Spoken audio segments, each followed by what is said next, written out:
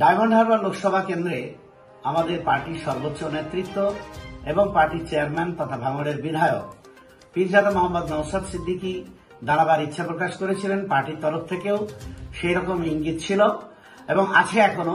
আমাদের দক্ষিণ 24 পরগনা জেলা নেতৃত্ব এবং জেলা পার্টি কর্মীরা, বিশেষ করে ডায়মন্ড হারবারের কর্মী সমর্থক দরদিরা পার্টির চেয়ারম্যানকে অবশ্যই প্রার্থী করার জন্য উৎসাহী এবং তাদের উৎসাহকে গুরুত্ব দিয়েই পার্টির সর্বোচ্চ নেতৃত্ব সর্বোচ্চ গুরুত্ব দিয়েই বিষয়টা আলোচনা চালাচ্ছে। দু একদিনের মধ্যেই আমরা চূড়ান্ত সিদ্ধান্ত আপনাদের জানিয়ে দিতে পারব। আসন্ন লোকসভা নির্বাচনে পশ্চিমবঙ্গে 42টি আসনে প্রতিদ্বন্দ্বিতা করার জন্য বিভিন্ন রাজনৈতিক দল তারা ইতিমধ্যে প্রার্থী তালিকা ঘোষণা করছে। কোন কোন আসনে প্রতিদ্বন্দ্বিতা করবে তার চূড়ান্ত তালিকা প্রস্তুত করছে। তারই প্রস্তুতিতে সাম্প্রদায়িক ফ্যাসিবাদী বিজেপিকে এই বাংলায় পরাস্ত করতে এবং দুর্নীতিগ্রস্ত এবং বিজেপির দোসর স্বৈরাচারী তৃণমূল কংগ্রেসকে পরাস্ত করতে আমরা সকলেই বদ্ধপরিকর এবং আইএসএফও এই অঙ্গীকারে অঙ্গীকারবদ্ধ। সেটাকে লক্ষ্য রেখেই বিগত বিধানসভার মতোই আমরা বামেদের সঙ্গে আলোচনার রাস্তায় গিয়েছি এবং সেই মোতাবেক পরপর 3টে বৈঠক আমাদের হয়েছে।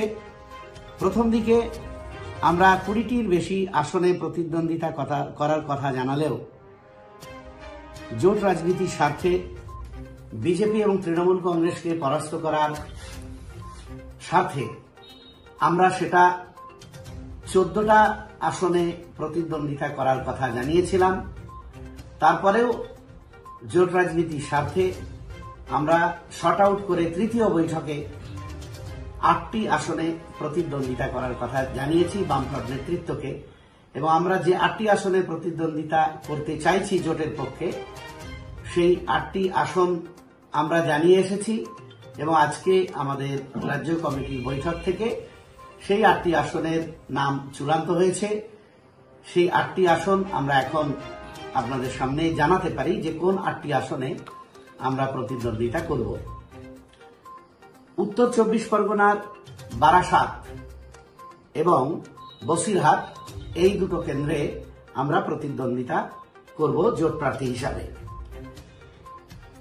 দক্ষিণ 24 পরগনার মথুরাপুর এবং যাদবপুর কেন্দ্রে আমরা প্রতিদ্বন্দ্বিতা করব। হাওড়া জেলার উলুবেড়িয়া কেন্দ্রে, হুগলি জেলার শ্রীরামপুর কেন্দ্রে, মালদা জেলার মালদা দক্ষিণ কেন্দ্রে এবং মুর্শিদাবাদ জেলার মুর্শিদাবাদ কেন্দ্রে আমরা প্রতিদ্বন্দ্বিতা করছি। এই 8টি আসনের তালিকা আমরা ঘোষণা করলাম।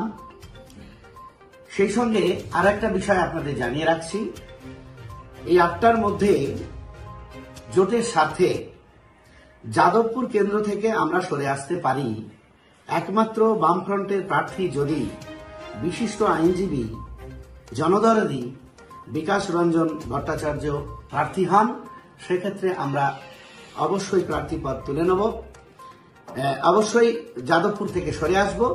সেক্ষেত্রে পরিবর্তে বালুরঘাট, জয়নগর অথবা ঝাড়গ্রামের মধ্যে কোনো একটা আসন আমরা দাবি করব শরিক হিসাবে।